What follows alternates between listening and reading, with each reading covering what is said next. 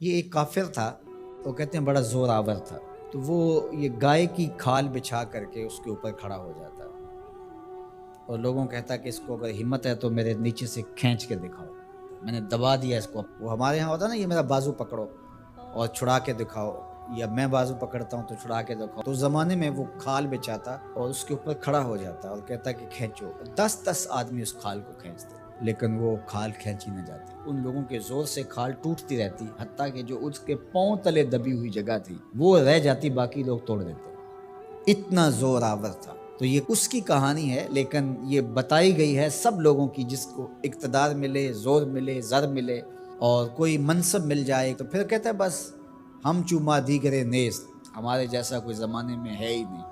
اس نے کہا زمانے میں بندے دو ہی ہیں، ایک تو اور ایک میں۔ اس نے کہا اگر صحیح چھان نہ لگائیں تو میں ہی میں ہوں، تو بھی نہیں ہے۔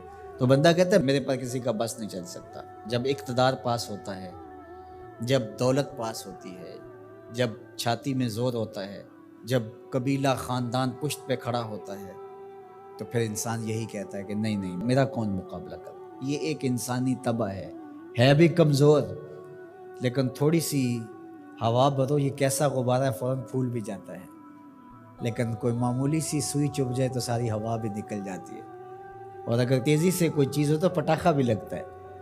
تو یہ غبارہ پھول جاتا ہے تھوڑی سی ہوا سے، تکبر کی ہوا سے، دولت کی ہوا سے، اقتدار کے نشے میں یہ پھول کے کتنا بڑا ہو جاتا ہے۔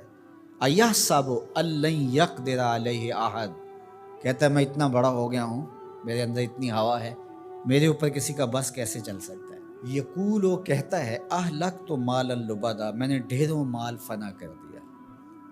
جب وہ مال نمائش میں خرچ کرتا ہے تو پھر اس کی تصویریں بھی جاری کرتا ہے، پھر لوگوں کو بتاتا بھی ہے دیکھو میں نے یہ گھر کا گیٹ لگایا تو کس کے کتنے پیسے لگ گئے، شادی پہ میں نے اتنے کی آتش بازی کر دی۔ پہلے تو کہتا میرا کوئی بگاڑ نہیں سکتا، میں طاقتور ہوں، میں بڑے بڑے ڈاکٹروں سے علاج کروا سکتا ہوں، کوئی مجھے تکلیف نہیں پہنچا سکتا، میرے اثر و رسوخ بہت سارے ہیں، کچہریاں میں خرید لیتا ہوں، تھانے میں خرید لیتا ہوں، کیسے ہو سکتا ہے، میں طاقتور ہوں، میرا اثر و رسوخ بہت ہے۔ پھر کہتا ہے میں نے فلاں معاملے میں اتنا مال لگا دیا، اتنا مال فلاں لگا دیا۔ وہ اپنے مال کے فضول خرچ پر لوگوں سے داد لے رہا ہوتا ہے۔ اللہ اکبر۔ اَيَحْسَبُ أَن لَّمْ يَرَهُ أَحَدٌ، یہ اس کی ساری بات بیان کرنے کے بعد اب یہ دیکھیے، اَيَحْسَبُ، وہ گمان کرتا ہے، وہ بھول گیا ہے، فراموش کر گیا اس بات کو، أَن لَّمْ يَرَهُ أَحَدٌ، کیا اس کو کسی نے نہیں دیکھا۔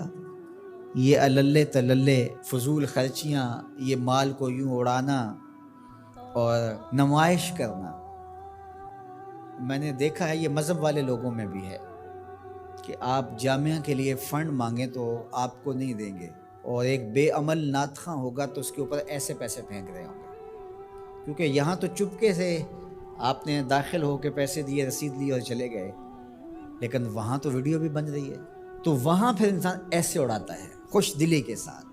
وہ خوش دلی روحانی تسکین کی نہیں ہوتی، وہ نفس کی تسکین ہوتی، حظ روح نہیں ہوتا، حظ نفس ہوتا ہے۔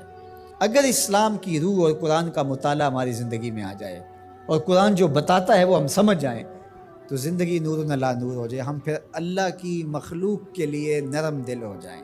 کل اب جس طرح باپ بیٹوں کے لیے ہوتا ہے، اس طرح حضور علیہ السلام کی امت کے لیے ہماری شفقت ہونی چاہیے۔ فرمایا یہ ایک دیوار کی طرح ہے۔ اسلام کی تعریف کیا کی گئی ہے؟ مسلمان وہ ہے کہ جو رات کو 100 نفل پڑھتا ہے، مسلمان وہ ہے جو دن کو اتنے پارے ختم کرتا ہے، نہیں، المسلم من سلم المسلمون من لسانہ و یدہ، مسلمان وہ ہے جس کے ہاتھ اور جس کی زبان سے دوسرا مسلمان محفوظ ہو۔ تو کیا ہمارے ہاتھ سے، ہماری زبان سے دوسرے مسلمان محفوظ ہیں؟ آج ہم دوسروں پر کیچڑ اچھالنا اپنی ذمہ داری سمجھتے ہیں۔ آج کا سوشل میڈیا بھرا ہوا ہے دوسروں کے عیوب کو اچھالنے کے لیے۔ آج ممبر و محراب سے بھی مجھے معاف کرنا، جس طرح کے درس اور سبق دیے جا رہے ہیں، سچی بات ہے کہ وہ رسول اللہ کا دیا ہوا دین نہیں ہے۔